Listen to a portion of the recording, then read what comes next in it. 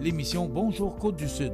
Une présentation de votre Uniprix Daniel Lachance aux Galeries Montmagny, 418-248-8191.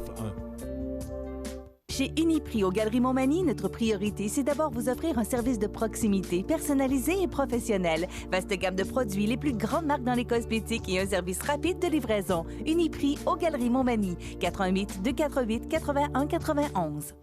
La Caisse des Jardins de la MRC de Montmagny, au cœur de votre vie. La Caisse des Jardins de la MRC de Montmagny vous offre de participer aux multiples implications à la vie communautaire qu'elle supporte dans la région. La Caisse des Jardins de la MRC de Montmagny, au cœur de votre vie. Suivez-nous sur notre page Facebook. Une bonne journée à vous. Votre Caisse populaire Desjardins de Montmagny, au cœur de votre vie.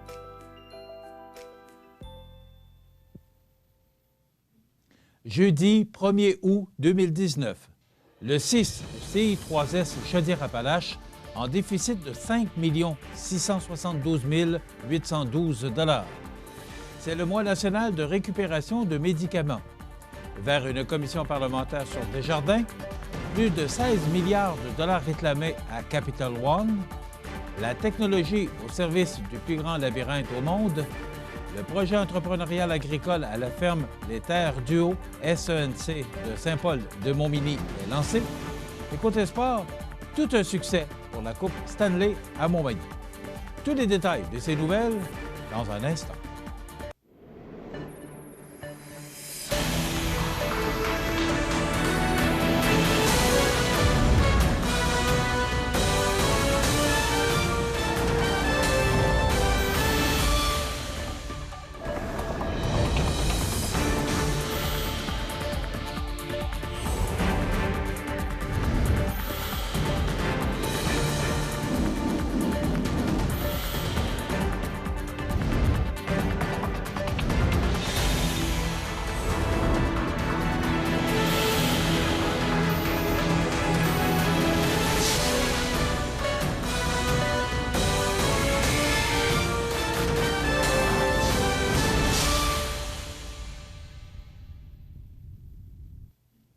Bonjour, Mesdames et Messieurs. Selon un récent article du Journal de Québec, le 6 de Chaudière-Appalaches serait en déficit pour l'année 2018-2019 de 5 672 812 $. Contactée par CMA-TV Nouvelles, la responsable des communications du 6 Chaudière-Appalaches, Mme Mireille Gaudreault, n'a pas été en mesure de définir le montant du déficit de l'hôpital de Montmagny, puisque le rapport financier ne présente pas les chiffres par installation. Toutefois, cette dernière a indiqué que ce résultat financier s'explique par les coûts de médicaments, les investissements en protection de la jeunesse et les heures supplémentaires réalisées par le personnel. À cet effet, selon le ministère de la Santé et des Services sociaux, les établissements dans le rouge doivent prévoir un plan de retour à l'équilibre budgétaire. Soulignons que depuis 3 ans, 90 millions de dollars ont été ajoutés au budget pour couvrir le coût des médicaments. Par ailleurs, afin de réduire les heures supplémentaires obligatoires, le ministère a investi 200 millions de dollars pour embaucher du personnel. Dans la région, si on fait abstraction au CHU de Québec, avec un déficit de 15 435 474 $, seul le 6 de Chaudière-Appalaches se situe dans la liste des 10 pires déficits des 6 du Québec, et ce, avec une 8e place. Rappelons que le 6 de Chaudière-Appalaches comprend l'hôpital de Thetford Mines, l'hôpital de Montmagny, le CLSC et CHSLD de Saint-Jean-Port-Joli, l'hôpital de Saint-Georges, le centre Paul-Gilbert, le centre d'hébergement de Charny, ainsi que l'Hôtel-Dieu de Lévis.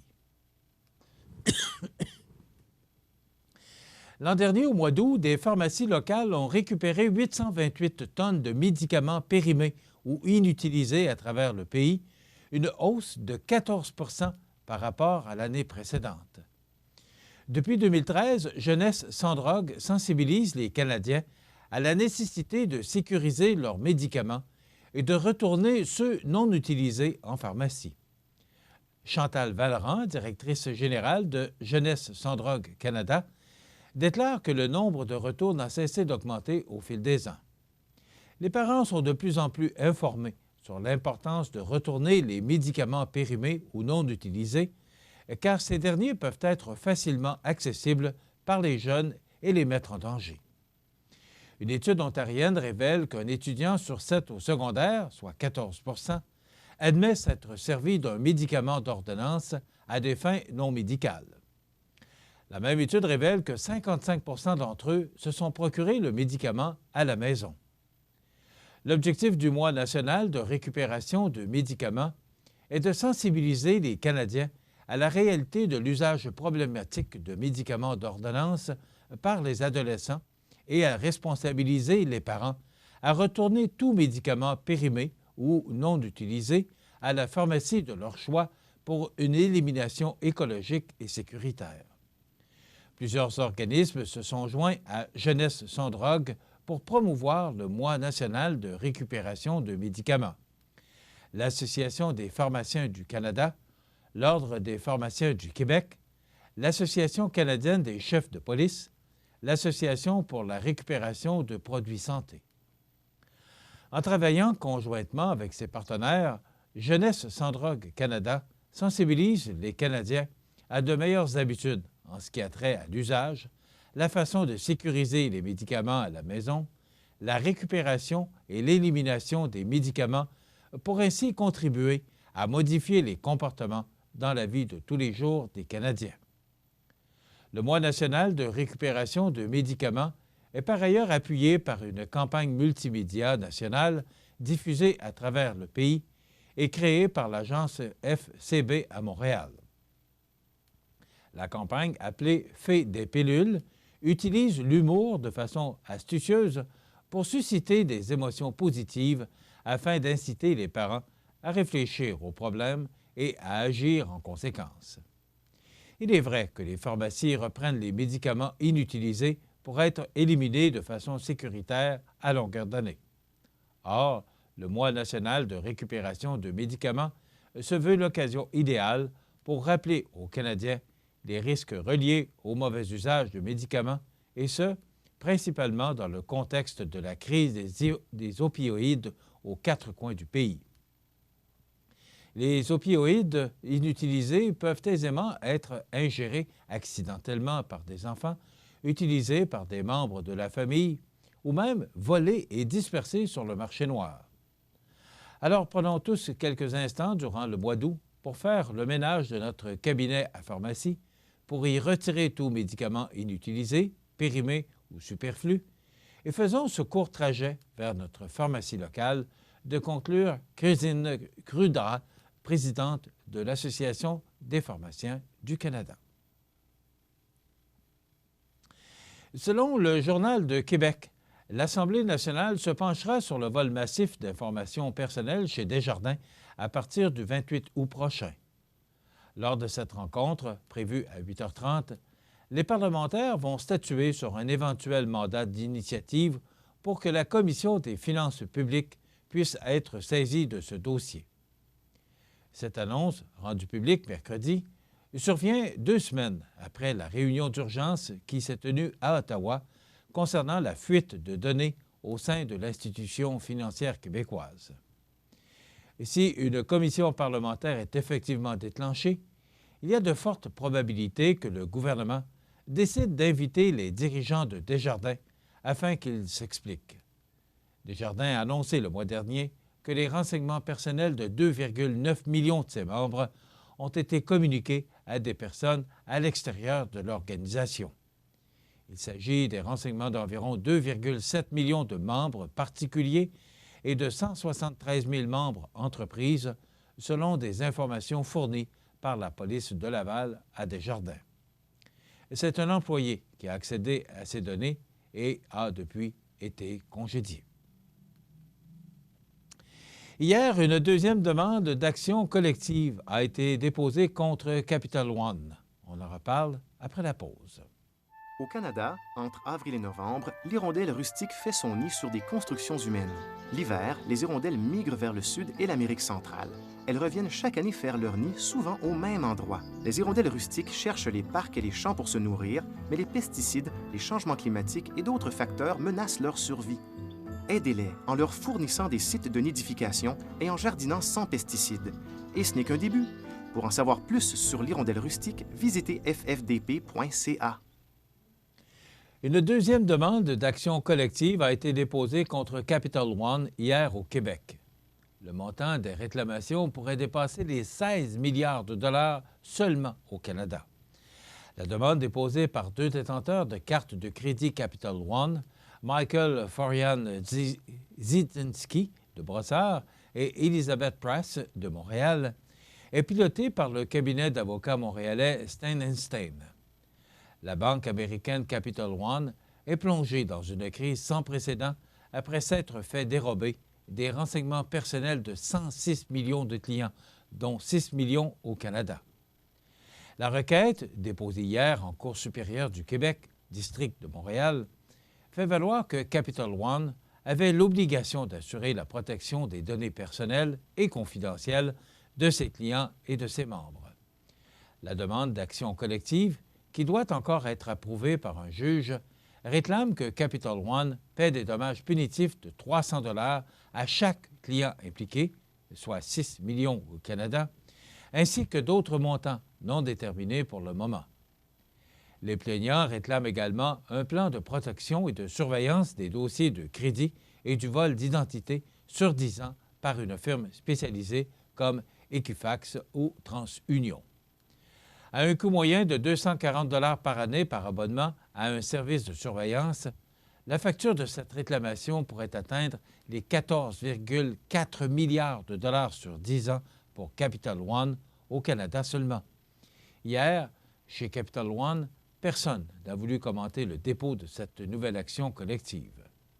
À Québec, le ministre de l'Économie, Pierre Fitzgibbon, a dit craindre que ces vols massifs de données personnelles, Desjardins et Capital One, aient un impact sur la confiance des particuliers envers les institutions financières. C'est très préoccupant. Je suis sensible à ces enjeux-là, a-t-il dit. Rappelons qu'une première demande d'action collective contre Capital One au Québec a été déposée mardi en Cour supérieure, district de Québec. La demande déposée par un détenteur de carte Capital One de Québec, Simon Goulet, est pilotée par la firme Sinskines Demel Avocats. La requête n'avait pas chiffré de montant de réclamation. À ce stade-ci, les personnes touchées par le vol de renseignements personnels n'ont pas encore à se manifester. La saison 2019 du Grand Labyrinthe Surflinks sera marquée cette année par un virage technologique. Depuis sa création en 2014, le concepteur du labyrinthe, Luc Pelletier, réalisait l'ensemble des chemins de ces labyrinthes à partir de plans réalisés sur Excel, et le tout était ensuite coupé aux coupe-bordures. Fracassant le record mondial avec un labyrinthe d'une superficie totale de 71 acres, le promoteur s'est tourné vers un labyrinthe artistique sous la thématique « L'agriculture dans la Grand'Anse » depuis 1859. Ce choix a été fait en l'honneur de François Pilote, qui a fondé la première école d'agriculture au Canada il y a 160 ans. Pour réaliser ce design, il était impensable de faire à la mitaine. C'est là où la technologie de John Deere du groupe JLD Lagoué m'aide beaucoup, a expliqué Luc Pelletier.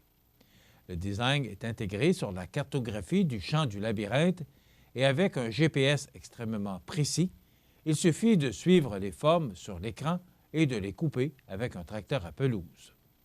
Le Grand Labyrinthe Surflinks est le premier à utiliser cette technologie au Québec. Pour les visiteurs, la réalité augmentée fera son entrée avec un concept unique réalisé par Surflinks Communication. Équipé de votre téléphone intelligent ou de votre tablette, le parcours aura plusieurs points de contrôle, ce qui permettra d'enregistrer les temps des participants, de savoir s'ils trichent ou pas et de réaliser des classements. Les visiteurs pourront ensuite partager leur temps sur les réseaux sociaux de façon originale. Un nouveau site Web et une billetterie en ligne ont aussi été conçus par l'entreprise qui supporte fièrement le labyrinthe qui porte son nom depuis l'année dernière. La coupe des chemins est toujours en cours et l'ouverture est espérée d'ici le début du mois d'août. L'agrandissement permettant de fracasser le record mondial s'ajoutera dans les prochaines semaines avec la réalisation d'un parcours classique. Le labyrinthe sera ouvert 7 jours sur 7 jusqu'à l'Halloween et l'objectif est d'y accueillir 25 000 visiteurs. C'est le jeudi 11 juillet dernier qu'a eu lieu le lancement officiel du projet entrepreneurial agricole à la ferme Les Terres du Haut SENC de Saint-Paul-de-Montmagny. Ce projet, issu de l'éco-réussite du Parc des Appalaches, rassemble différents partenaires du milieu et permet à une première cohorte de 10 jeunes de vivre une expérience enrichissante. Le projet entrepreneurial agricole permettra donc aux jeunes d'apprendre les bases de l'entrepreneuriat, de développer un sentiment d'appartenance envers sa région et d'acquérir des connaissances agricoles. Ils apprendront d'ailleurs à cultiver la terre dans le plus grand respect, sans pesticides et sans machinerie. Ils auront aussi la chance de renforcer leurs habiletés sociales en travaillant les thèmes suivants: respect, communication, résolution de conflits, intimidation, confiance et affirmation de soi. Cet été, le groupe de jeunes cultivera divers fruits et légumes sur 2 parcelles de terre situées à la ferme Les Terres du Haut SENC. Ces précieuses denrées seront par la suite mises en vente à la population et les points de vente seront déterminés prochainement. Les personnes qui désirent obtenir de l'information pour acheter les légumes ou pour connaître les points de vente et les dates peuvent communiquer avec Mallory Fournier, copropriétaire et citoyenne impliquée, au 581-308-8320.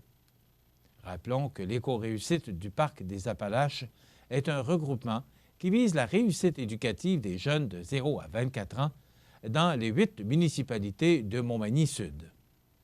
Ce regroupement vise par ailleurs à outiller les jeunes via tous les systèmes qui gravitent autour d'eux, soit via la famille, l'école et la communauté. La réussite éducative est mise de l'avant dans toutes les sphères de la vie des jeunes. De façon universelle, la mobilisation des ressources du milieu vise à dynamiser le parcours de vie des jeunes afin d'en faire des citoyens responsables. Selon Marie-Émilie Lavergne, agente de développement de l'éco-réussite, le projet agricole a mûri pendant plusieurs années et sa réalisation n'aurait pas été possible sans la mobilisation du milieu et sans l'implication des organisations du territoire. Dans quelques instants, les sports. Des vies comme celle de Simon, Nawel et Julie, il y en a des milliers d'autres que nous réussissons ensemble à transformer. C'est parce qu'il y a des gens comme vous qui choisissent de donner à Centraide, mais surtout d'aider et de croire en notre communauté. Unis, nous pouvons faire une différence pour celles et ceux qui en ont le plus besoin chez nous. Nous tous, ici, changeons des vies pour la vie. Donnons.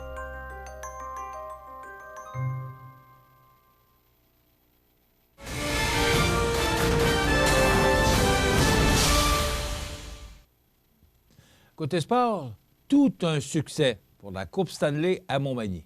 Écoutons le reportage de José Soucy.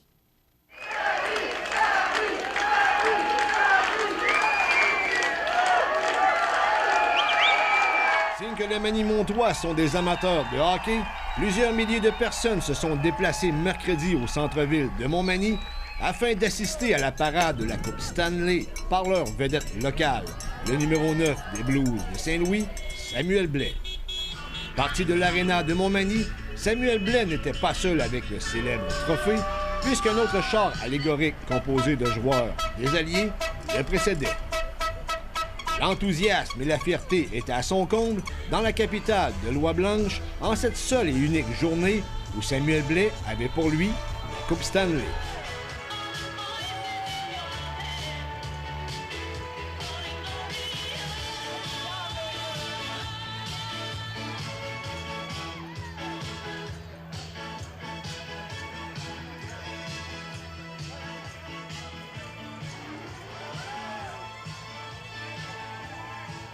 Arrivé au centre-ville, l'attaquant des Blues de Saint-Louis s'est prêté aux questions des médias locaux et nationaux qui s'étaient déplacés au Café au Coin du Monde, spécialement pour l'occasion.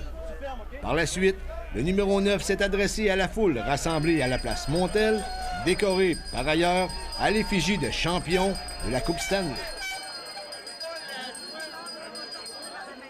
Tantôt, je te voyais arriver ici, puis il y avait une centaine de jeunes des Alliés avec toi. C'est un souvenir pour toi. Là. Tu l'as vécu, jouer au hockey mineur pour les Alliés. Ça a-tu passé vite?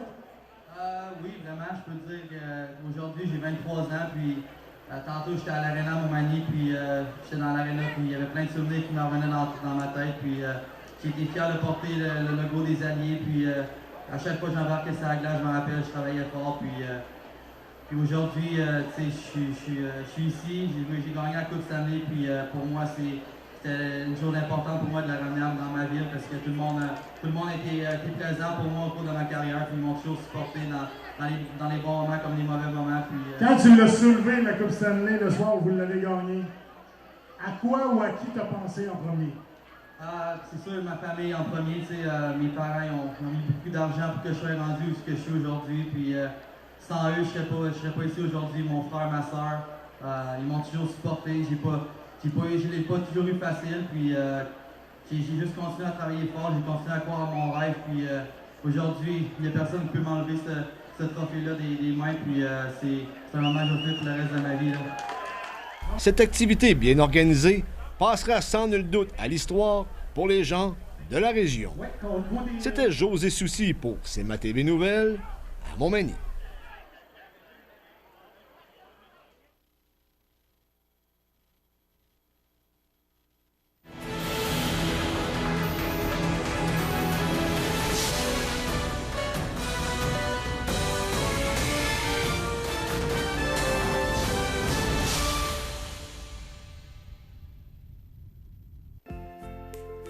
Votre caisse populaire Desjardins de Montmagny, au cœur de votre vie.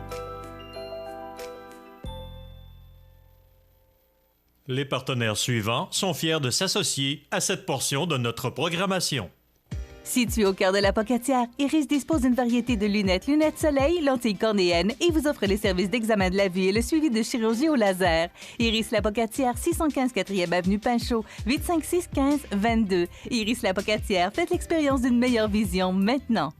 Accent Meubles à Montmagny pour le choix de vos meubles, accessoires ou électroménagers. Accent Meubles à Montmagny, service de livraison sur toute la rive sud de Québec. Accent Meubles, 190 Taché Ouest Montmagny, 418 248 44 44.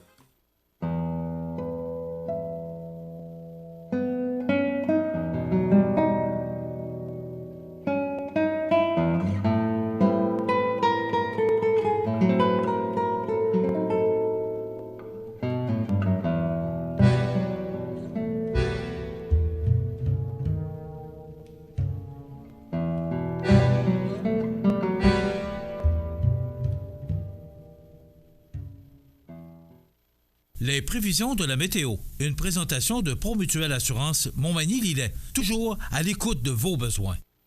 La météo est présentée par Promutuelle Assurance Montmagny-Lillet, où des professionnels de chez nous sont heureux de répondre à tous vos besoins en assurance.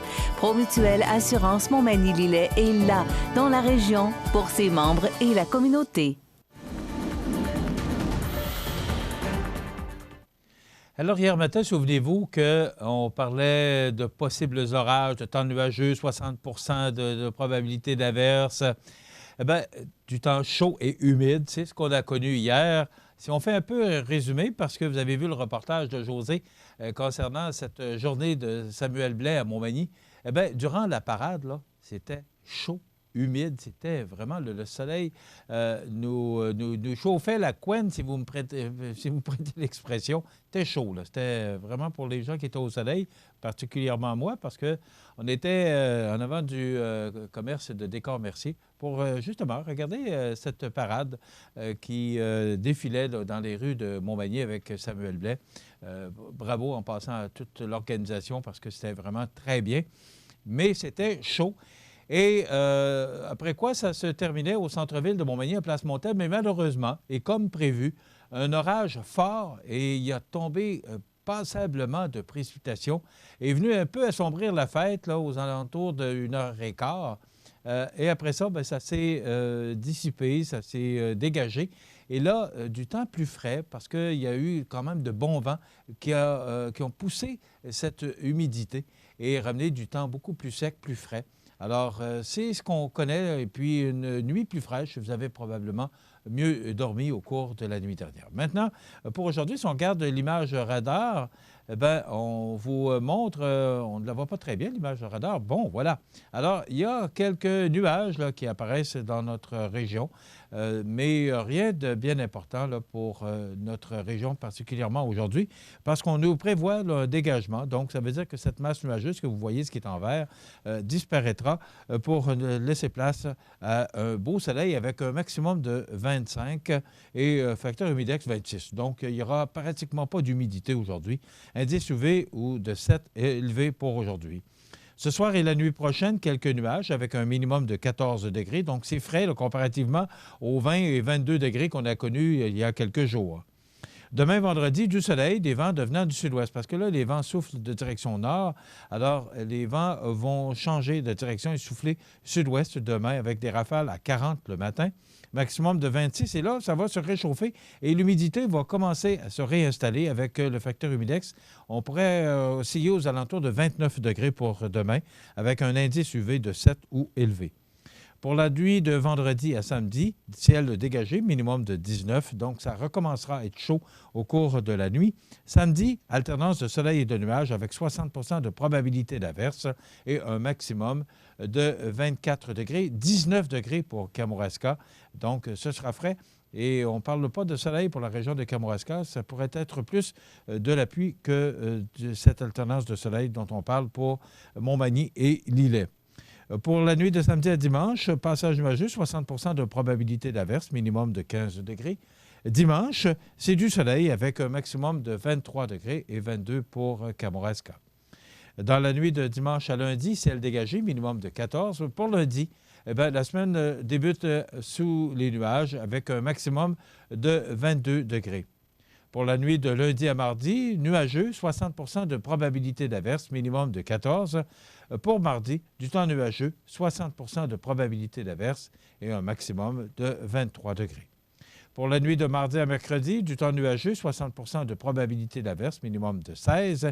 Et pour mercredi, du temps nuageux avec 60 de probabilité d'averse et un maximum de 22. Ça peut changer, mais pour l'instant, là, l'ennuagement se ferait lundi matin et on aurait de la pluie lundi, mardi et mercredi, mais 60 de probabilité. Donc, pour les gens qui seront en vacances, particulièrement moi, ça ne se présente pas tellement bien pour l'instant. Mais ça peut changer. Ce sont des prévisions à long terme.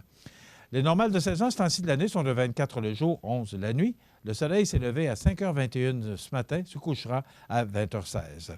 La température la plus élevée a été enregistrée en 2001 avec 30 degrés et la plus basse en 1998 avec 8,6 degrés.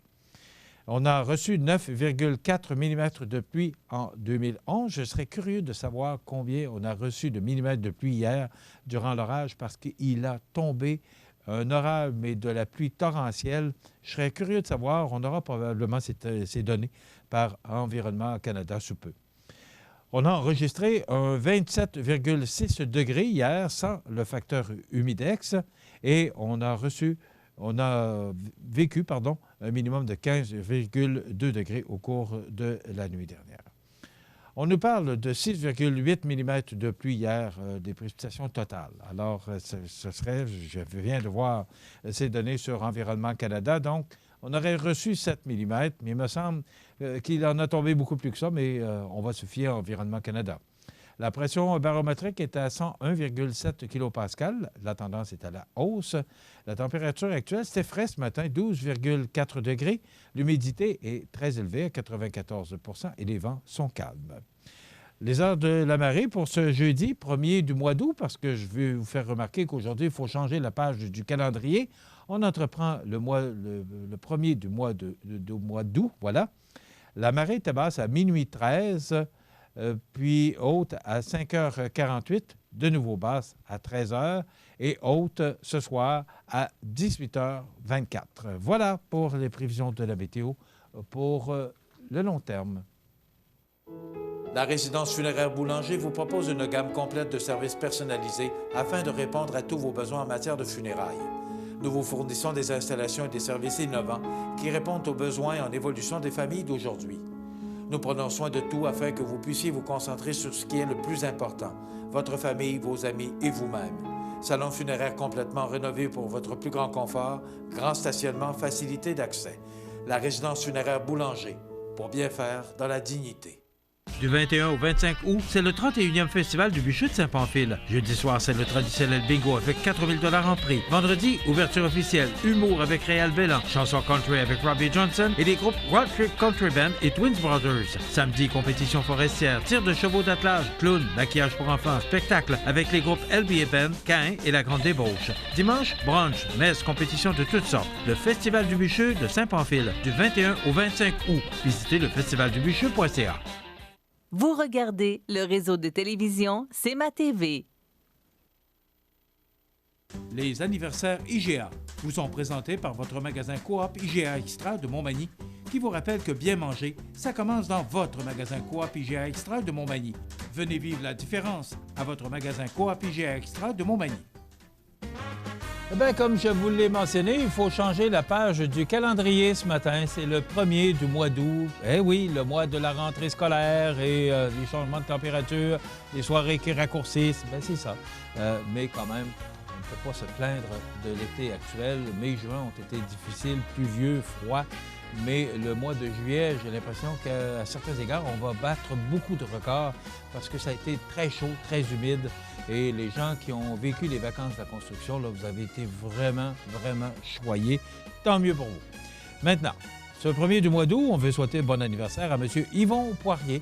C'est votre mère, Lucille, qui nous a téléphoné ce matin. Donc, bon anniversaire, Yvon Poirier, en ce 1er du mois d'août. Et une personne très appréciée à Montmagny, et parce qu'on a eu plusieurs anniversaires, naturellement, le nom de cette personne n'ira qu'une seule fois dans la boîte de tirage pour demain matin, mais je prends le temps de mentionner Mme Huguette Boissonneau. Vous pensez souvent à beaucoup de gens pour leur souhaiter bon anniversaire au cours du mois qui vient, parce qu'elle nous appelle pour souhaiter bon anniversaire à des gens qu'elle connaît, des gens qu'elle apprécie.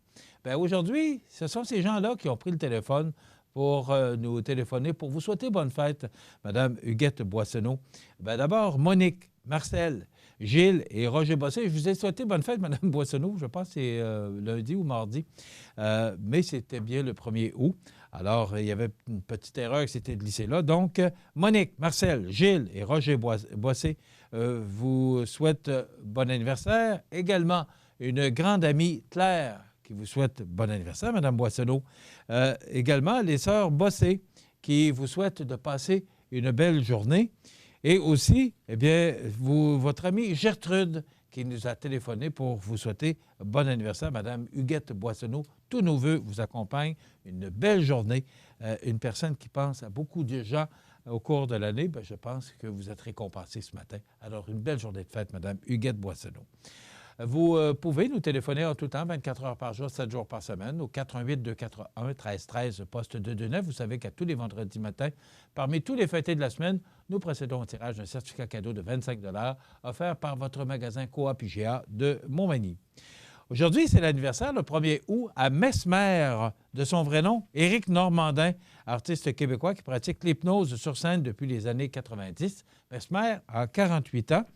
C'est l'anniversaire aujourd'hui à Jason Momoa, acteur américain d'origine océanienne, Aquaman, 40 ans. Marc Denis, un excellent analyste des matchs des Canadiens à RDS, il a 42 ans. Et Becky Scott, fondeuse à la retraite, elle a 45 ans. Ça complète les anniversaires pour aujourd'hui. Dans quelques instants, on se transporte dans les cuisines du magasin Coop IGA de Montmagny pour une autre suggestion de notre chef Benoît Tardy. Et dans la deuxième partie, ou la dernière partie de notre émission, nous recevons la députée ministre Marie-Ève Proulx. Bonne fin d'émission. Le Resto L'Olivier, maintenant propriété de Mélissa Boulay, vous offre des pâtes, fruits de mer, grillades, menus du jour et quoi encore. Les déjeuners sont à l'honneur tous les samedis et dimanches, de 8h à 14h, en plus des produits Labatt et Ralbock. Le Resto L'Olivier à Montmagny, 248-3435. Profitez des avantages exclusifs aux membres des Jardins. Visitez le www.desjardins.com pour les découvrir. Les Caisses Desjardins de la région vous souhaitent bonne journée. Vous regardez le réseau de télévision C'est ma TV. La chronique culinaire. Une présentation de votre magasin Coop IGA Extra de Montmagny, 70 boulevard Taché-Ouest. Alors, je vous souhaite la bienvenue à cette autre chronique culinaire présentée par votre magasin Coop IGA Extra de Montmagny. Alors, je suis en habituelle compagnie de mon chef, notre chef ici chez Coop IGA, Benoît Tardy. Bonjour, Benoît. Bonjour, bonjour, vous allez bien? Oui, merci. Oui. Toi? Oui. Ah, en forme? Oui, attrapé un gros coup de soleil dans le dos. Oui. On est revenu de vacances. On ne le voit plus. Oui, c'est ça. Oui, ça fait 2 semaines que tu es revenu. Oui, c'est sûr. Et on a notre directeur général, Francis Rouleau. Bonjour, Francis. Bonjour. Ça va bien? Très bien, merci. Oui. Ah, en forme? Toujours en forme. Bon. Plein de beaux changements, plein de belles choses qui s'en viennent. Oui, bien, justement, on va en parler. Chef, on revient dans quelques instants. Moi, je vais vous laisser. Oui. Francis? Oui. Tu veux nous présenter ce matin des nouveaux produits, parce qu'on le sait, Coop IGA Extra de Montmagny, c'est très important d'encourager, de travailler avec les producteurs locaux. Et on en a encore une preuve ce matin. Effectivement, en fait, depuis le mois de, je dirais juillet, début juillet, on a rentré une nouvelle entreprise qui s'appelle l'entreprise Mangalitsa Saint-Jean-Port-Joli. C'est un produit qui est fait à base d'un porc qui a été importé c'est un cochon, en réalité, qui est particulier puisqu'il offre plus d'oméga 3 et un moins haut taux de cholestérol. On peut retrouver présentement 4 produits. Il y aura plus de produits éventuellement. C'est pas le porc qu'on connaît ici. C'est pas le porc rose qu'on connaît ici. C'est un porc qui est de toute beauté. Donc, si vous allez sur Internet, vous pouvez taper Mangalitsa, M-A-N-G-A-L-I-T-S-A, et vous allez voir un porc qui est échevelé, qui ressemble drôlement à un porc rose, mais avec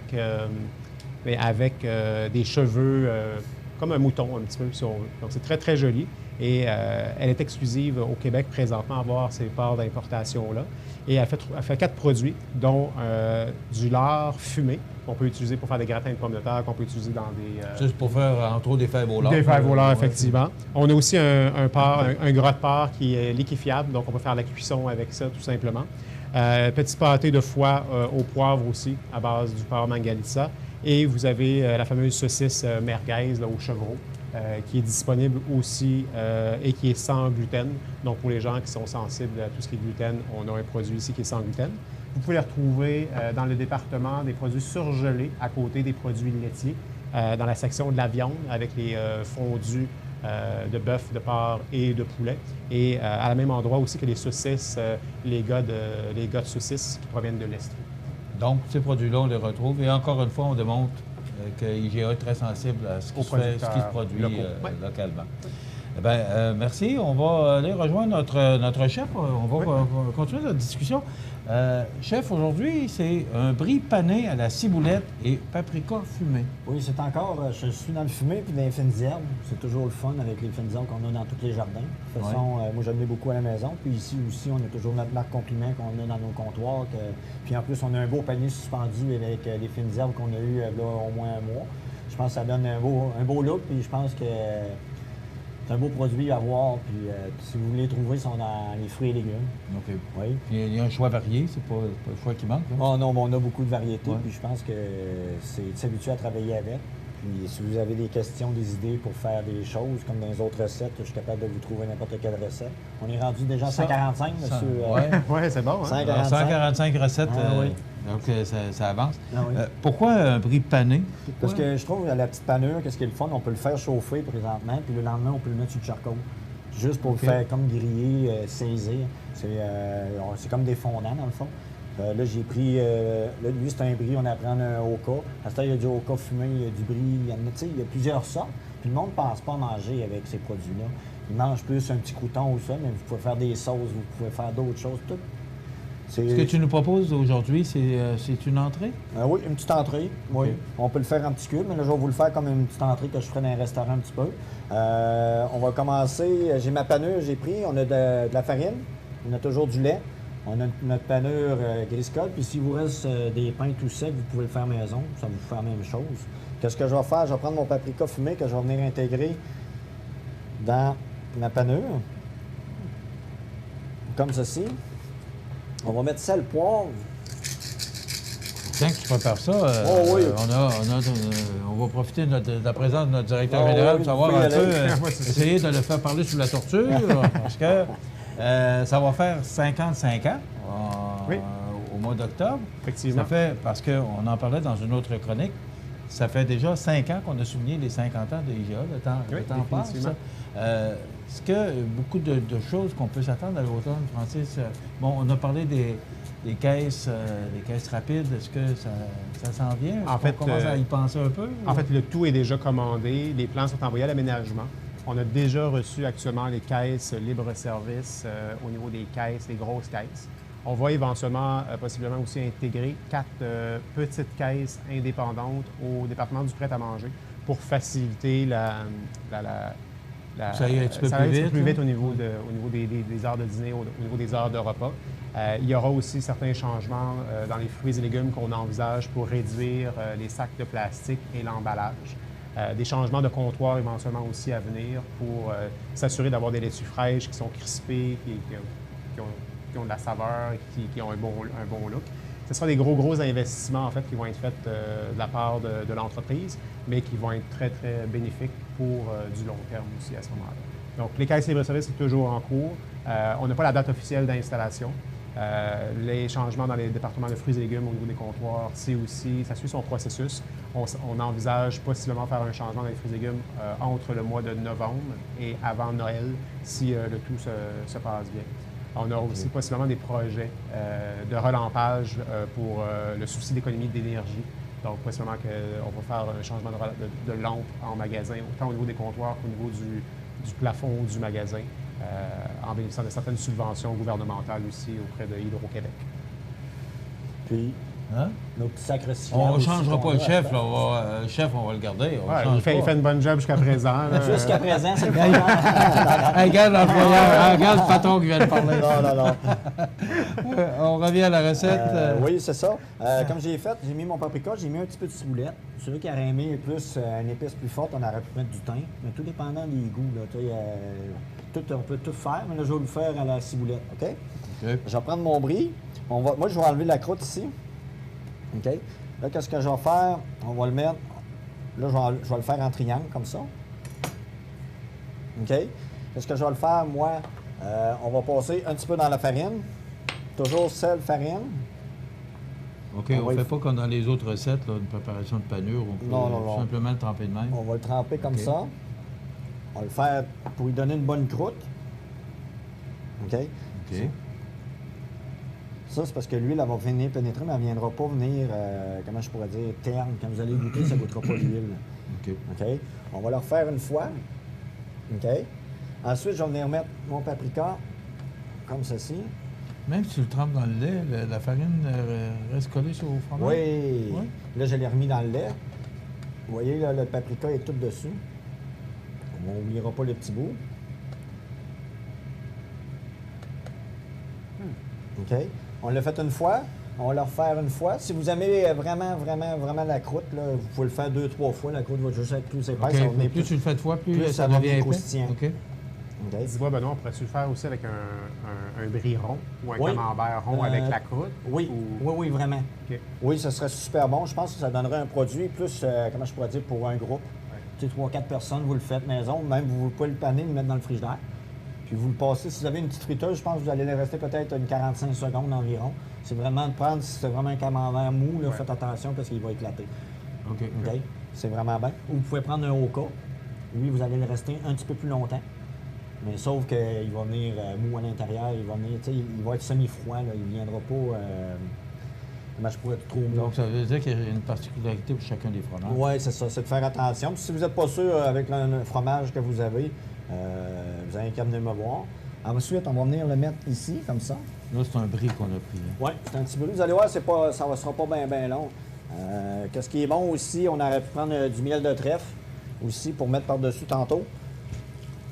Là, vous voyez, ça a duré peut-être 20 secondes. Vous voyez la couleur. C'est juste que ça tiédit dans le fond. C'est pour pas qu'il vienne trop mou. Sinon, à l'intérieur, vous voyez, il va commencer à cuire tranquillement. Puis vous voyez, si vous le laissez trop longtemps, il va commencer à sortir, comme les bâtonnets de fromage que vous achetez. Est-ce qu'on peut utiliser une huile de tournesol pour faire ça? Toutes sortes d'huiles. On a beaucoup de variétés aussi, nous autres. Des huiles d'olive, il y a des huiles sésame. Tu sais, si vous voulez un goût plus arqué sur qu'est-ce que vous aimez. En fait, on a un producteur local qui offre de l'huile de tournesol. C'est pour ça que j'en parle. Okay, oui. Son nom m'échappe, mais je vous reviendrai effectivement éventuellement avec le nom du producteur local. C'est une huile de tournesol qui est fabriquée ici dans la région. OK. Ah, c'est bien ça. C'est bon à savoir. On sait que IGA, on sait que c'est une force qu'on se donne ici de travailler avec les producteurs locaux. On l'a vu tout à l'heure avec ces magnifiques produits. Une petite toux? Oui. Les plaisirs de l'été. Les plaisirs de l'été. Qu'est-ce qui est le fun, vous voyez, le brie, regarde, si tu veux mettre ton... Regarde, il est juste... Tu sais, il n'est pas trop cuit. Il ne faut pas qu'il vienne trop mou, sinon c'est pas bon. Vous allez le mettre sur votre pain, puis il va tout couler. Je veux dire, là, la panure, paprika fumé, comme je vous dis, il va donner un bon goût fumé. Mais qu'est-ce qu'il dit, ou qu'est-ce qui te donne le moment de le retirer de la poêle? C'est au toucher. Au toucher? Oui, bien, vous allez le voir, c'est comme je vous ai parlé dans les autres cuissons. Les cuissons, quand vous mettez votre doigt, ça, c'est bleu. Ouais. Vous mettez médium saignant, bien, très cuit. Ça veut dire que vous suivez votre paume de main. Dans le fond, vous allez voir. Il faut qu'il saigne vraiment comme un saignant, dans le fond. OK. Ensuite, on va le mettre à l'intérieur comme ça. Qu'est-ce qui est le fun? Avec du glaze comme ça, c'est super bon. Ça, c'est un produit à découvrir. Dans les autres chroniques, je n'en ai parlé beaucoup parce que j'aime beaucoup ça. Ensuite, qu'est-ce que je vais faire pour donner un peu d'été? On va rajouter un peu de pêche. Comme ceci. On va enlever le peut-être pour mieux voir. Alors, on va mettre... C'est juste de mettre un petit peu de... Moi, j'appelle ça du foufou, là, mais... C'est plus de mettre de la fraîcheur. Je pourrais faire votre pomme comme vous voulez. Une belle présentation, puis aussi, c'est simple, c'est simple à faire. Oui, mais puis... Santé. Santé aussi. Santé, oui. Le monde ne pense pas, c'est parce que tu peux les faire d'avance, puis tu peux les mettre même au congélateur, tu les sors. Tu sais, il y a beaucoup de monde qui dit « Ah, j'aimerais ça faire de la fondue parmesan maison », mais je pense que si vous voulez de quoi de plus simple, vous le faites comme ça.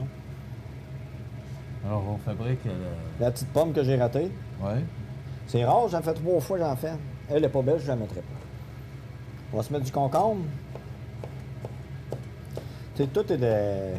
C'est santé, c'est l'été, puis c'est ça que je vous dis, parce que... Tu vas de vin blanc avec ça? Ah, pas de oui. Hein? Oui. Parce qu'on a une belle variété de vins ici, puis on a même des vins qu'on retrouve à la SAQ, que maintenant, on retrouve ici à notre magasin Coop IGA. Oui, effectivement. Puis vous savez aussi que maintenant, le bière de microbrasserie devient le nouveau vin aujourd'hui.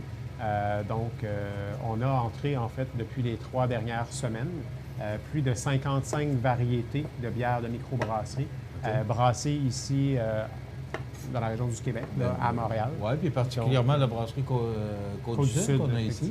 Définitivement. Ouais. 55 variétés. Oui, en fait, depuis 2 semaines, on a rentré 55 nouvelles variétés de microbrasserie, effectivement.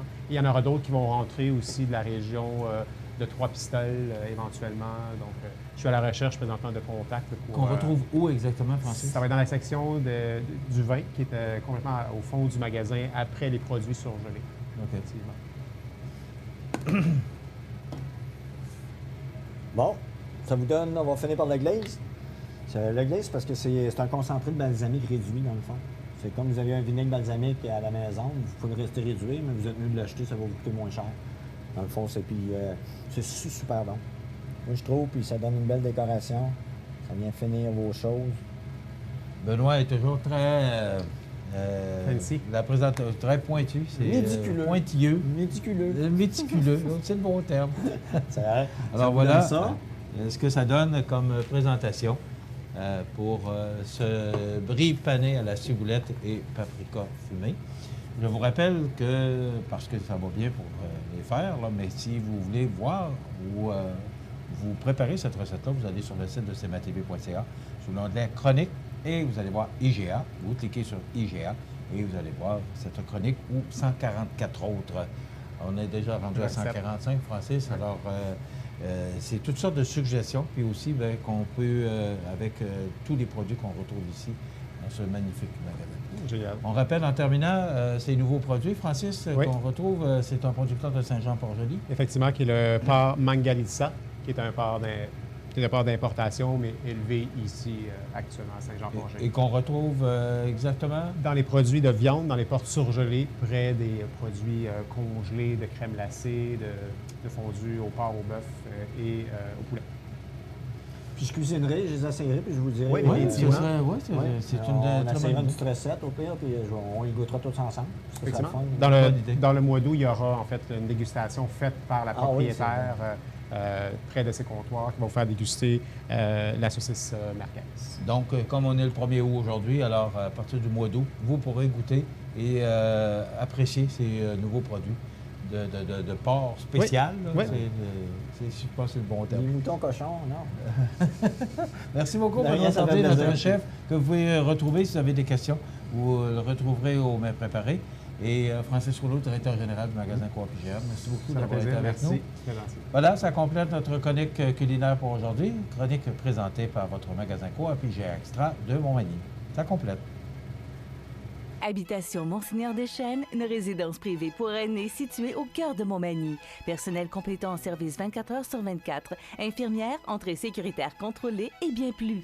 Habitation Monseigneur Deschênes à Montmagny, pour vivre en toute quiétude. À Lillet l'été, les incontournables à ne pas manquer sont les activités du Parc Havre du Souvenir. Participez au jeudi 5 à 7 avec cette semaine Monsieur Bazar et découvrez de nombreuses danses country avec Linda Sans Souci à 19h30. Nos populaires vendredis en musique dès 19h30 avec cette semaine Yannick Lavoie et son répertoire de chansons country dansant. Ce samedi 3 août, venez vous amuser et danser lors de notre spectacle en plein air avec Monsieur Bazar suivi de Peter Gunn et les grands succès rétro.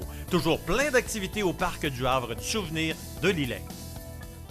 Les prévisions de la météo. Une présentation de Promutuelle Assurance Montmagny-Lillet. Toujours à l'écoute de vos besoins. La météo est présentée par Promutuelle Assurance Montmagny-Lillet, où des professionnels de chez nous sont heureux de répondre à tous vos besoins en assurance. Promutuelle Assurance Montmagny-Lillet est là, dans la région, pour ses membres et la communauté.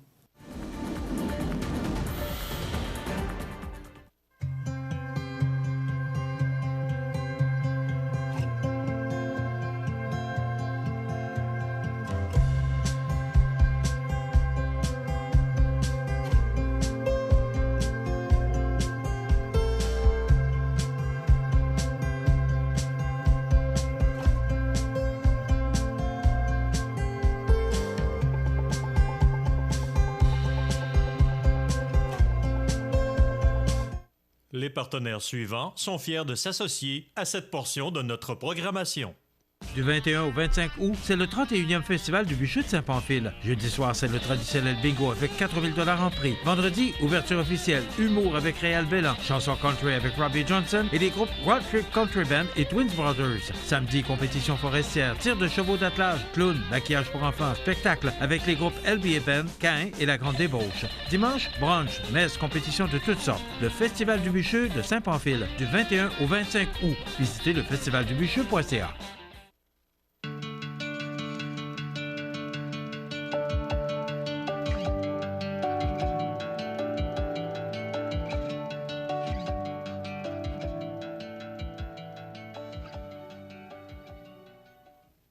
La chronique des offres d'emploi présentée par le Centre d'aide et de recherche d'emploi Montmagny-Lillet, le CAR, organisme à but non lucratif, à Montmagny, Saint-Fabien-de-Panay, Saint-Pamphile et Saint-Jean-Port-Joli, 418-248-9559 ou lecar.ca.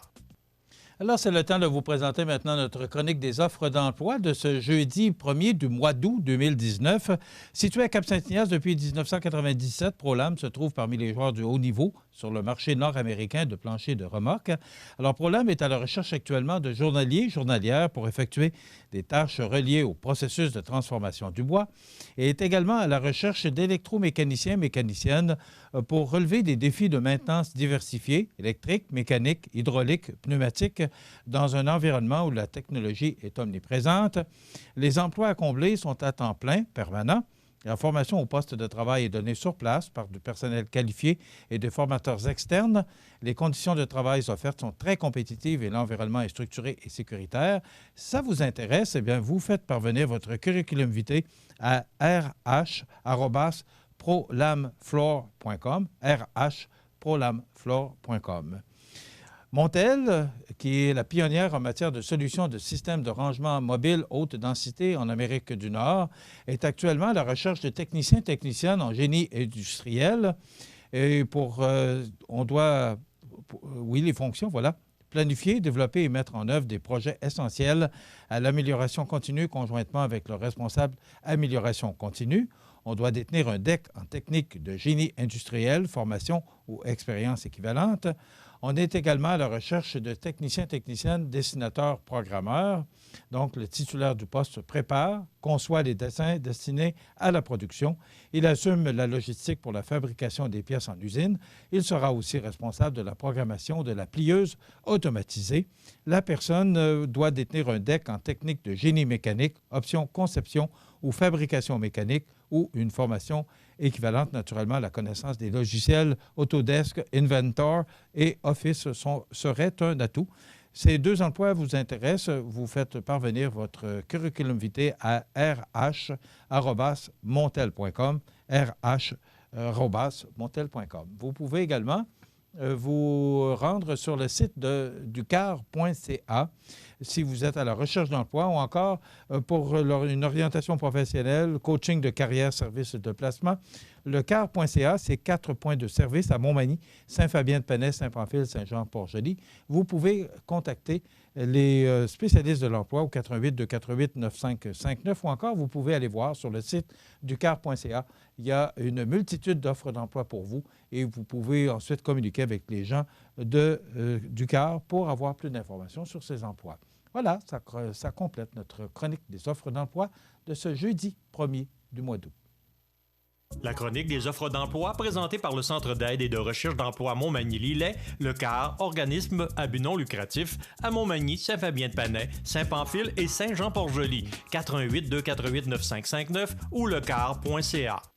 Vous regardez le réseau de télévision C'est ma TV. La résidence funéraire Boulanger vous propose une gamme complète de services personnalisés afin de répondre à tous vos besoins en matière de funérailles.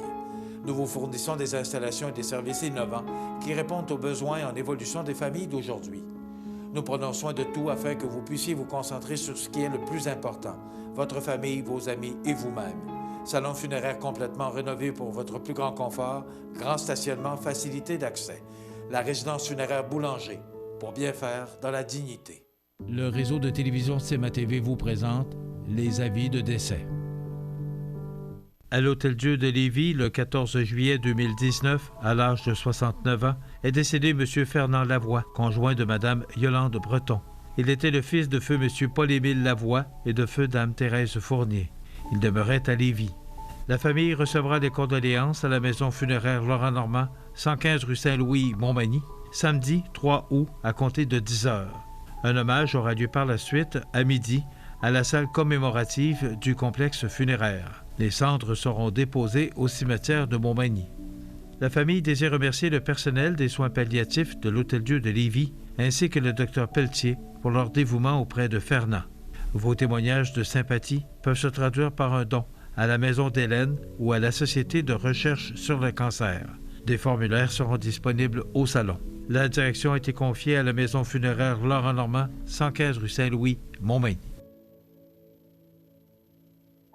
Au centre d'hébergement de Sainte-Perpétue de Lillet, le 24 juillet 2019, à l'âge de 90 ans, est décédé M. Conrad Pelletier, demeurant à Saint-Pamphile. Il était le fils de feu Dame Adélaïde Gagnon et de feu M. Delphis Pelletier. De sincères remerciements sont adressés au personnel du centre d'hébergement de Sainte-Perpétue pour leur dévouement, leurs attentions et les soins exceptionnels. Vos témoignages de sympathie peuvent se traduire par un don à la Fondation des services de santé de la MRC de Lillet. Des formulaires seront disponibles au salon. Les membres de sa famille vous accueilleront à la résidence funéraire C'est Lavoie et Fils de la Durantais et Fils, 18 du Foyer Sud, Saint-Pamphile, samedi, jour des funérailles, à compter de 9 heures. Les funérailles avec Eucharistie seront célébrées le samedi 3 août à 11 heures en l'église de Saint-Pamphile de Lillet, suivi de l'inhumation au cimetière paroissial Bellevue. La direction des funérailles a été confiée à la résidence funéraire de la Durantais et Fils de Cap-Saint-Ignace, Lillet, Saint-Jean-Port-Joli et Saint-Pamphile. Aux familles éprouvées, la direction et le personnel du réseau de télévision C'est ma TV offrent leurs plus sincères condoléances. Ma prochaine invitée, vous l'avez reconnue, c'est un plaisir de l'accueillir une fois par mois maintenant. Oui. Ça a été compliqué d'embarquer là-dedans, mais là, je pense qu'on peut dire que maintenant, on va vous recevoir une fois par mois. Marie-Ève Proulx, bonjour. Bonjour. Comment ça va? Ça va très bien. Oui. Oui. Merci d'être là. C'est un grand plaisir, comme à chaque fois. Oui, bien, mais c'est un grand plaisir de vous recevoir aussi. Puis je pense que les gens sont heureux aussi de vous voir puis de savoir un peu parce que vous êtes un peu comme Dieu, vous êtes partout. Non, là, j'aime pas cette comparaison. non, je vous taquine. Mais hier, vous étiez sur la scène avec Samuel Blais. Oui, j'ai eu la chance de rencontrer Samuel Blais, en effet. Oui. Ce jeune Magny-Montois prodige, hein?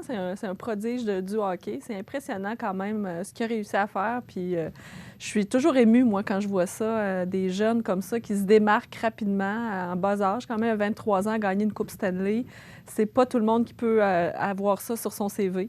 Donc, moi, je suis toujours bien impressionnée de ça. Être à la bonne place au bon moment. Il a été chanceux, mais on sait tous. Qu'il a la qualité aussi. Tous ceux qui le connaissent ou savent le cheminement de Samuel Blais savent que ce qu'il a eu comme hommage hier, c'était mérité parce qu'il a travaillé fort pour y arriver. Oui. Puis moi, ça me fait toujours... dans la vie, moi, je ne crois pas qu'on a quelque chose gratuitement. On doit travailler pour y arriver. Puis lui, ça en est un exemple là, intéressant. Quelqu'un de chez nous.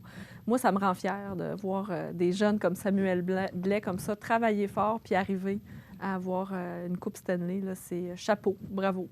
Mais Marie-Ève aussi pour toute l'exposition que Montmagny a eue par rapport à cet événement-là. Journal de Québec ce matin, LCN, tous les réseaux nationaux ont parlé ou couvert cet événement-là. Je voyais le journal Le Soleil. Tout le monde était là hier. Alors... Oui, vraiment une belle couverture médiatique provinciale, nationale.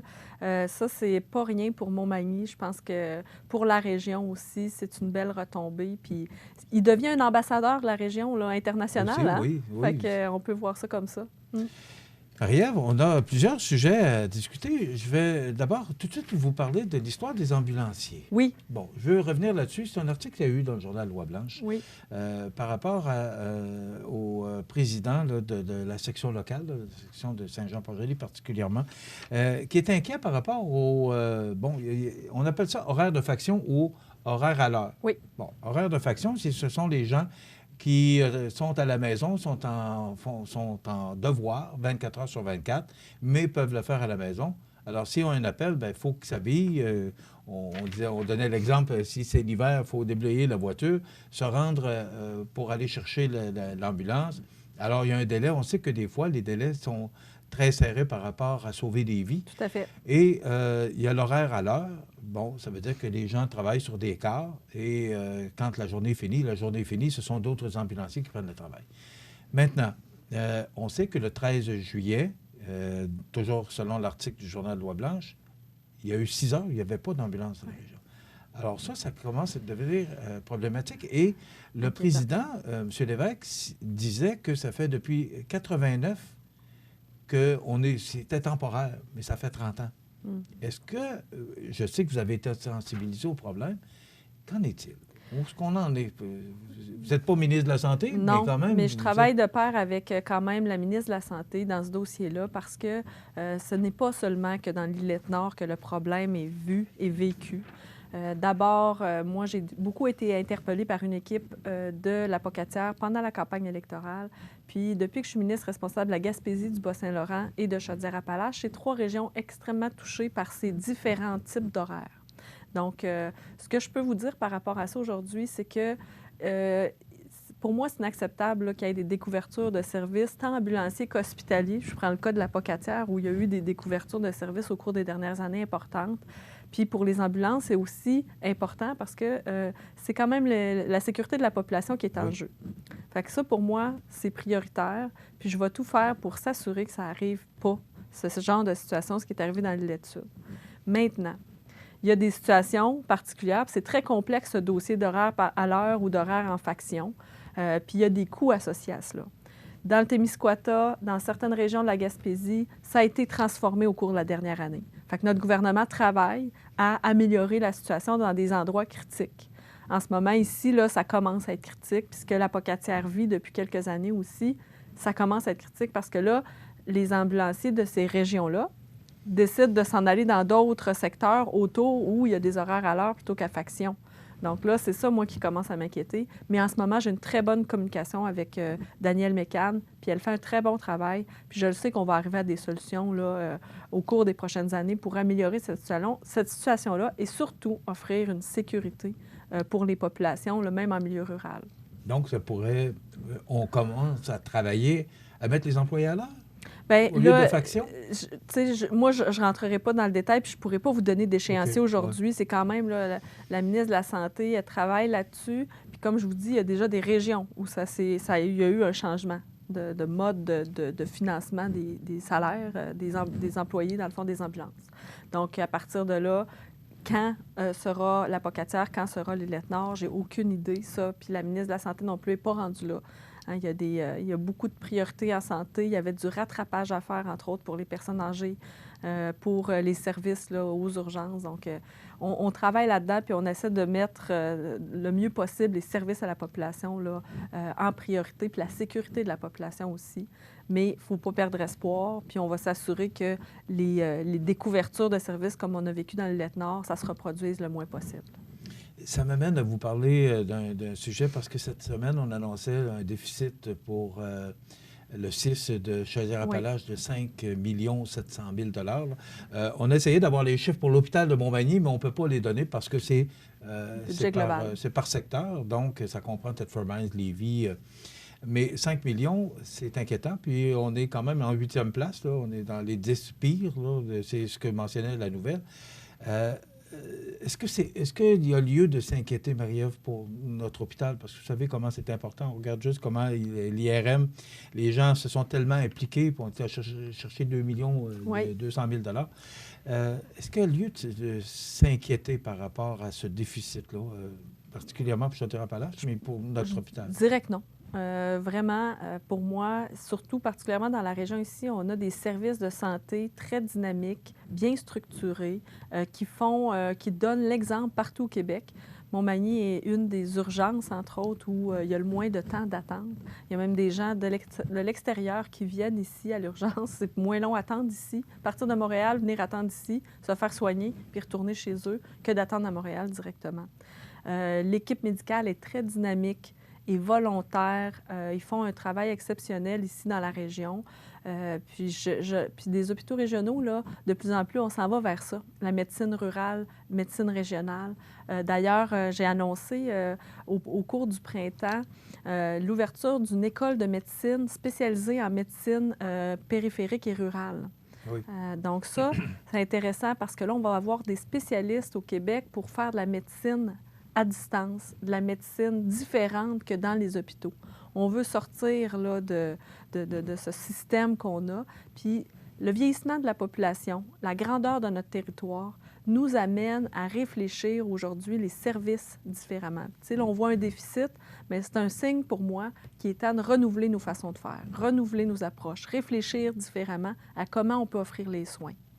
Puis là, bien, c'est ça. Ça va être des réflexions qu'on devra accélérer au cours des prochaines années. Bon, on mentionnait que le ministère veut trouver des solutions pour réduire ou éliminer le déficit. On comprend qu'on ne peut pas accumuler des déficits. Mais on comprend aussi que le ministère de la Santé, c'est pas simple. Et aussi, on voit ce qui s'est passé à la Pocatière. Bon, je comprends que les gens peuvent s'inquiéter lorsqu'ils entendent qu'il y a encore un déficit, puis ils vont encore couper. Est-ce que c'est pas la solution, je pense, qui est envisagée? C'est malheureusement une équation qu'on fait trop souvent. Déficit, comment qu'on coupe, plutôt que comment on organise différemment. T'sais, c'est la logique. J'aime ça, entendre ça, oui. Oui, c'est la logique qu'il faut réfléchir différemment. C'est pas on a un déficit, il faut couper de l'argent, puis on met à terre les services. Puis souvent, quand on fait ça, là, l'histoire nous le démontre, ça finit par coûter plus cher. Hein, parce qu'on n'a pas réfléchi convenablement l'organisation des services. Puis, il y a des équipes intéressantes au CIS de Chaudière-Appalaches. Le PDG actuel fait un travail exceptionnel, puis il est capable d'avoir des équipes pour réorganiser les choses. Puis c'est là qu'il faut aller. C'est comme ça aussi que les organisations vont se démarquer. Comment faire les choses différemment, puis comment amener ces équipes à travailler différemment pour offrir un service à la population, mais peut-être en trouvant des approches qui sont moins coûteuses. Donc, ce choix pas, il n'y a pas lieu de s'inquiéter pour... Bien, il ne le faut pas parce qu'il y a un vieillissement de la population. Fait qu'on va avoir une nécessité d'offrir des soins supérieurs, davantage de soins, parce qu'il va y avoir un besoin, là, en vieillissant. Plus c'est démontré là, scientifiquement que plus on vieillit, plus on a besoin de soins. Donc, il faut qu'il y ait une répartition sur le territoire. Sinon, tout va être concentré dans 2-3 villes au Québec. C'est pas ça qu'on veut. Puis on a des CHSLD aussi. Oui. Bon, on sait tous les problèmes qu'il y a en CHSLD actuellement. Est-ce que vous êtes, parce qu'il y en a plusieurs dans notre région, est-ce que vous êtes concerné par ça? Est-ce que vous êtes souvent interpellé à ce niveau-là? Par rapport au CHSLD, en fait, en ce moment, ma collègue Marguerite Blais travaille sur le concept de maison des aînés, là, ce qu'on a annoncé là, pendant dans notre plateforme, là, notre vision du Québec. Il y a les maisons des aînés, des endroits de haute qualité pour assurer que les gens puissent continuer de vivre, peut-être bouger, avoir une meilleure qualité de vie à plus long terme. L'approche des CHSLD est dépassée aujourd'hui, puis c'est ce qu'on trouve. Fait qu'on veut améliorer cette approche. Évidemment, ça prend des endroits où il y a des soins à offrir aux personnes âgées. Puis on sait que la population est vieillissante, donc on aura besoin d'endroits de qualité où les gens auront envie d'aller. Hein? Pas, là, en ce moment, là, ce qu'on entend dans la population, c'est on veut pas aller là, on ne veut pas envoyer nos parents. On a envie de penser à d'autres choses plutôt que de se rendre dans un CHSLD. Fait qu'on veut changer cette image parce qu'il y a de certains CHSLD, entre autres, qui vont très bien. Donc, on veut améliorer l'image. Les gens travaillent plus maintenant, des soins à la maison pour... Oui, et ça, on investit dans le soutien à domicile. C'est une solution exceptionnelle parce que ça permet aux gens de continuer de bouger. Parce que moi, je crois sincèrement que c'est en continuant de bouger, en faisant de l'exercice, en se faisant notre propre nourriture, qu'on arrive à avoir une meilleure qualité de vie, peu importe notre âge.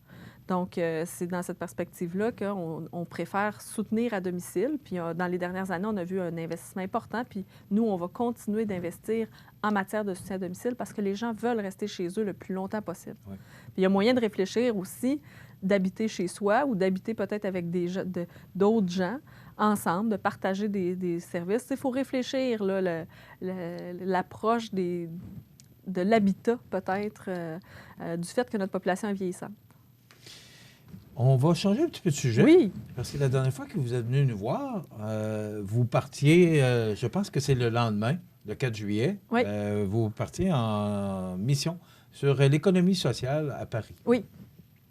Chanceuse. Vous êtes allée à Paris. Oui, je suis allée à Paris. Il faisait chaud. Racontez-nous un peu votre voyage. Comment vous avez trouvé votre expérience? Il faisait très chaud, mais au-delà de ça, moi, j'allais rencontrer plusieurs organismes, organisations, des politiciens de Paris, de la France, en fait, des ministres.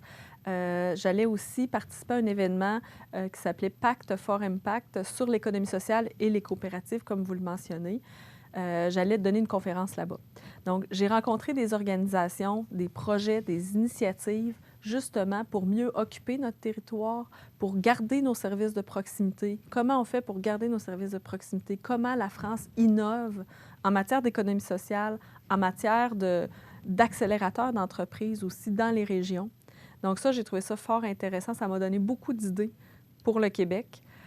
Puis, au niveau de la conférence, ça m'a permis de rencontrer, il y avait des représentants de 30 pays là-bas. Donc, ça m'a permis de rencontrer des gens de plusieurs pays, d'avoir des échanges avec eux sur des nouvelles approches. Le Québec est avant-gardiste en matière d'économie sociale et de coopérative. On a toujours eu des lois avant-gardistes, des plans d'action, puis on continue de se démarquer. C'est ce que j'ai pu constater aussi en côtoyant les gens de d'autres pays. Les gens reconnaissent notre approche, la voient comme avant-gardiste. On utilise beaucoup l'économie sociale comme méthode d'occuper et revitaliser nos territoires. Donc, tu sais, comme par exemple, ce que j'ai fait à Saint-Pierre avec la coopérative alimentaire, bien, c'est un modèle. C'est des façons qu'il faut prendre pour occuper notre territoire différemment puis se donner des services de proximité différemment. Ça peut être dans le milieu de la santé, hein? Les coopératives de soutien à domicile, par exemple, qui est une innovation aussi qui fait en sorte qu'on se démarque. On regroupe des services, on regroupe des employés pour offrir un service à la population. Ça se fait pas ailleurs? Non, c'est vraiment... Ah, ouais. C'est une innovation du Québec. OK. Oui. Et concrètement, ça peut nous amener quoi au Québec, ce genre de rencontres-là avec Bien, ce genre de rencontres-là, en ce moment, au niveau international, on recherche beaucoup à faire des financements, des initiatives d'investissement alternatifs, comment on travaille ensemble. Puis déjà, on a développé des partenariats pour créer des initiatives d'investissement alternatives au mode de financement d'entreprises, d'organismes actuels. Fait que ça peut nous apporter des partenaires, investisseurs internationaux pour investir dans des initiatives d'ici. Okay. Ça, c'est fort intéressant là, à moyen terme qu'on puisse... c'est ce genre de contact que j'ai fait. Là. OK. Donc, ça veut dire qu'on n'a pas envié les autres. On est quand même bien pourvu dans notre beau Québec. En matière d'économie sociale et des coopératives, tout à fait. Oui, on est avant-gardiste, puis on doit continuer de l'être. Puis c'est en allant à des initiatives comme ça, puis en travaillant ici fort à construire, à innover, va nous permettre de garder notre position. Oui. Ça me permet, ça m'amène à peut-être vous poser la question de savoir la pénurie de main-d'œuvre qu'on vit ici. Oui.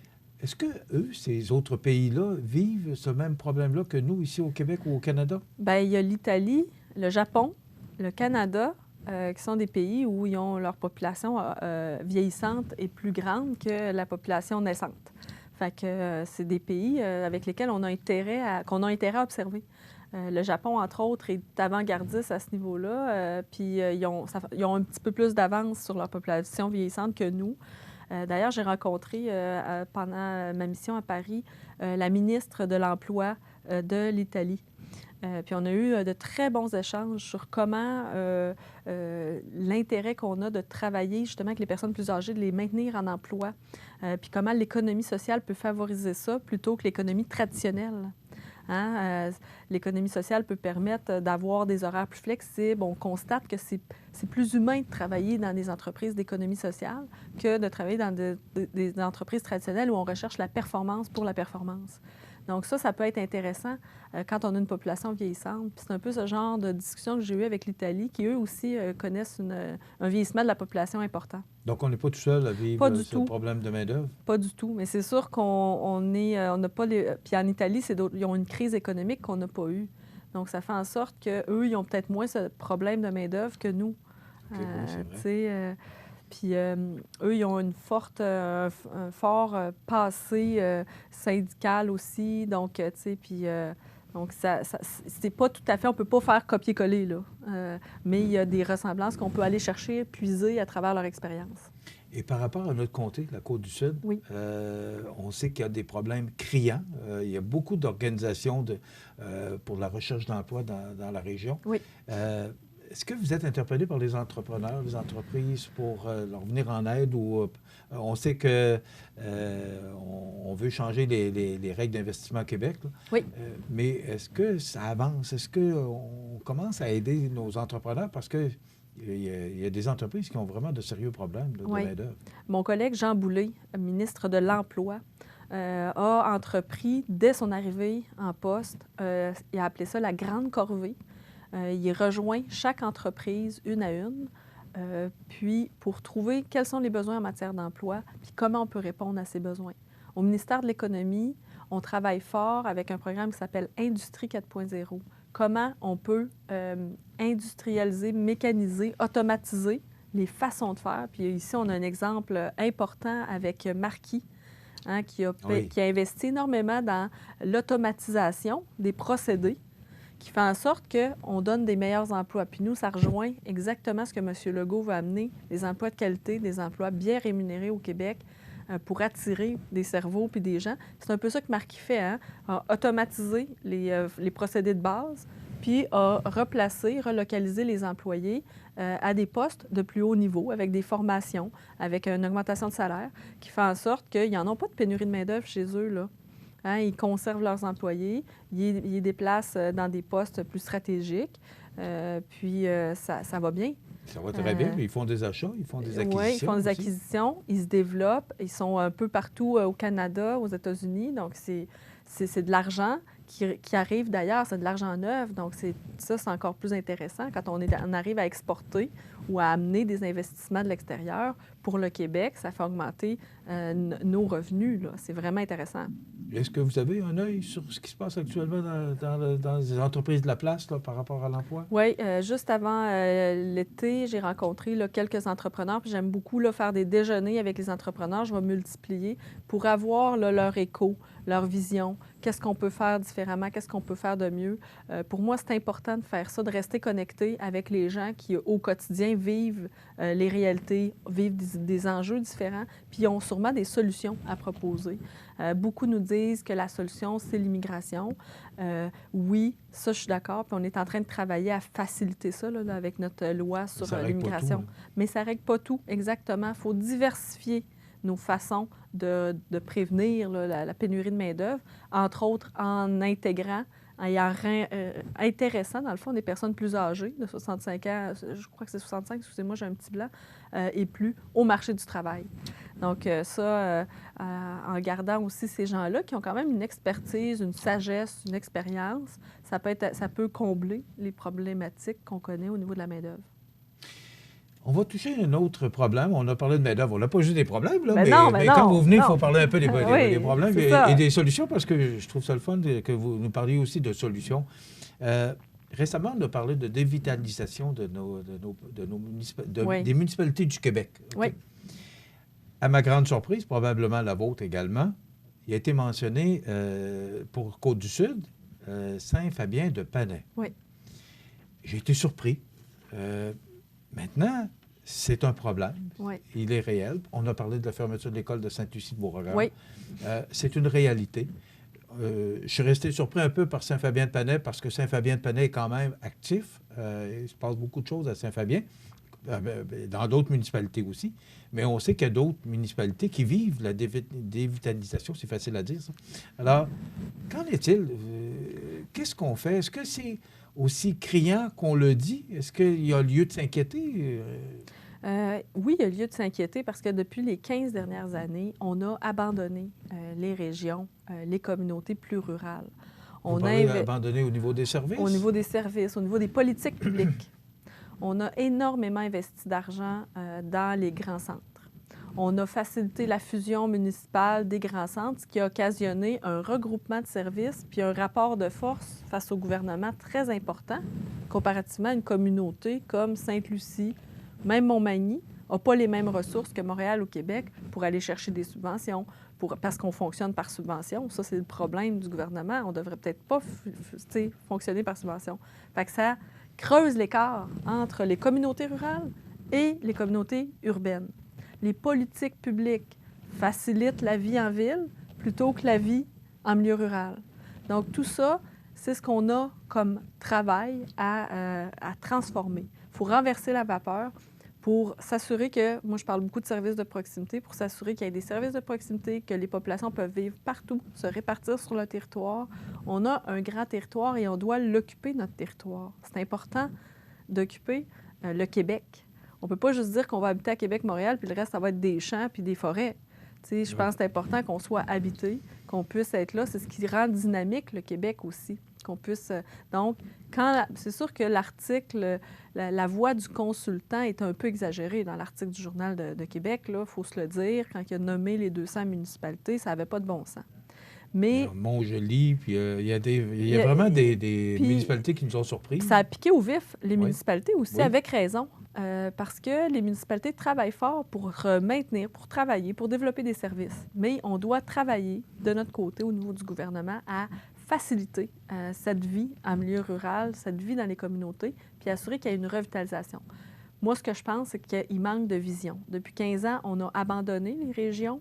Il faut ramener une vision de notre occupation du territoire, de notre développement, de comment on maintient les municipalités, comment on structure les municipalités au cours des prochaines années. On ne pourrait pas les fusionner. Il y a des petites municipalités. On ne pourrait pas les aider peut-être Mais c'est pas tant une fusion. À se mettre ensemble, non? C'est pas moi, je ne sais pas si c'est ça la solution. Je pense qu'il faut d'abord parler avec les municipalités. C'est comment on regroupe les services, comment on se dote de services communs. On en parlait pour le système de santé. Imaginez la logique de services différentes. C'est la même chose pour le monde municipal. Comment on se donne des services communs? C'est déjà terminé, puis il me semble que ça a passé comme... Ben oui! Hein? Puis je ne vous ai pas donné ma nouvelle. Vous avez une nouvelle? Oui, j'ai une grande nouvelle. Allez-y. Dans mon bureau de comté, à partir d'aujourd'hui, M. Jean-Guy Desrosiers devient mon directeur de bureau et conseiller politique. Donc, M. Desrosiers, là, ça faisait longtemps que je travaillais fort pour qu'il puisse venir avec nous. Puis là, il se joint à l'équipe à partir d'aujourd'hui. Donc, je suis très fière de... Une belle nouvelle, parce que c'est un homme d'expérience. C'est un homme d'expérience avec une grande expertise qui connaît bien la région, qui est impliqué à plusieurs niveaux politiques. Donc, c'est une bonne nouvelle pour nous ici. Quelles seront ses fonctions principalement? Oui, directeur du bureau de comté et conseiller politique. Bien, bravo, félicitations Merci. pour cette belle nouvelle. Oui. Et Marie-Ève, c'est toujours un plaisir de vous recevoir. C'est toujours un plaisir d'être ici. Et merci d'être là. Même vous êtes arrivé de bonne heure, ça vous a permis de vous reposer un petit peu. Merci d'être là. On apprécie grandement votre présence. On se retrouvera probablement d'ici la fin du mois d'août. Oui. Entre-temps, les vacances sont terminées? Oui. Oui. Je suis prête à 2 être... semaines bien reposantes? Oui. Puis là, on vous laisse tranquille pendant 2 semaines? Oui. Oui? Oui. Je parle du gouvernement, là. Oui, tout à fait. J'ai pu prendre des vacances comme tout le monde. Là. Bon, arrêtez. Ça fait du bien. Marie-Ève Proulx, députée et ministre de notre comté, merci beaucoup d'avoir été avec nous et on se retrouve prochainement. Oui. Voilà. Ça complète. Dans quelques instants, c'est la chronique La Pouponnière et les grands titres de l'actualité pour terminer.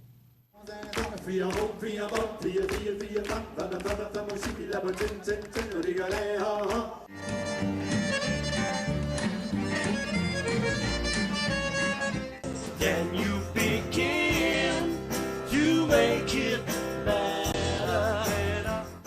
It is one Mississippi, two Mississippi, countdown singing, standing in the wreckage of love. Votre magasin Coop de Montmagny vous offre un immense choix de fruits et légumes, des mets cuisinés sur place, une poissonnerie et des bouchers à votre service, un étal de charcuterie et de fromage. C'est aussi des produits régionaux. Venez et vous verrez, votre IGA Extra, c'est plus qu'une simple épicerie. Vous regardez le réseau de télévision C'est ma TV. Le réseau de télévision C'est ma TV est fier de vous présenter La Pouponnière, en collaboration avec votre Jean Coutu de Montmagny, où l'on trouve de tout. Même un ami. Santé, beauté, photo. Votre Jean Coutu de Montmagny, c'est tout ça et encore bien plus. Jean Thibault et toute son équipe du Jean Coutu de Montmagny sont fiers de s'associer à C'est ma TV dans la présentation de La Pouponnière et profitent de l'occasion pour féliciter les heureux parents. Alors, nous avons à vous présenter aujourd'hui Alicia Dubé. Les parents Mireille Fraser et Mathieu Després-Dubé, ils sont de Cap-Saint-Ignace. Alicia qui est née le 25 juillet 2019. Et on a Simon Dubé, ben oui, on est dans les Dubé. Simon Dubé, né le 26 juillet 2019. Les parents Valentine Bernier, le père Guillaume Dubé, ils sont de Saint-Jean-Port-Joli. Alors bravo à ces heureux parents. Voilà, ça complète notre chronique de La Pouponnière présentée par votre Jean Coutu à Montmagny. Merci à tous les employés de l'hôpital de La Pouponnière pour nous permettre de vous présenter cette chronique. Voilà, ça complète notre émission. Merci d'avoir été là. Demain, souvenirs et nostalgie. Passez une belle journée. Profitez de cette belle journée, cette première journée du mois d'août. Et revenez-nous demain pour une autre émission d'information sur la Côte-du-Sud. Bonne journée, mesdames et messieurs. À l'île l'été, les incontournables à ne pas manquer sont les activités du Parc Havre du Souvenir. Participez au jeudi 5 à 7 avec cette semaine Monsieur Bazar et découvrez de nombreuses danses country avec Linda Sans Souci à 19h30. Nos populaires vendredis en musique dès 19h30 avec cette semaine Yannick Lavoie et son répertoire de chansons country dansant. Ce samedi 3 août, venez vous amuser et danser lors de notre spectacle en plein air avec Monsieur Bazar suivi de Peter Gunn et les grands succès rétro. Toujours plein d'activités au Parc du Havre du Souvenir de l'Îlet.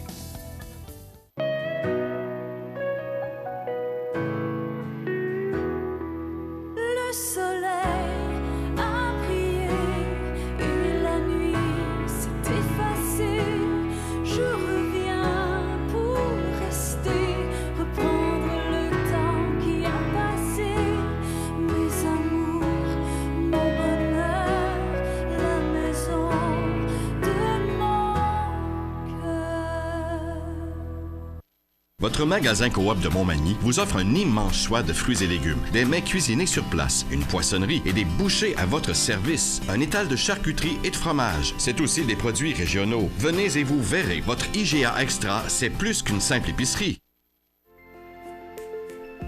Profitez des avantages exclusifs aux membres des Jardins. Visitez le www.desjardins.com pour les découvrir. Les caisses Desjardins de la région vous souhaitent bonne journée. L'émission Bonjour Côte-du-Sud, une présentation de la pharmacie Uniprix des Galeries Montmagny. Service professionnel, grand éventail de produits, grande marque de cosmétiques, service de livraison. Uniprix aux Galeries Montmagny, 101 boulevard Taché-Ouest, 88 248 8191.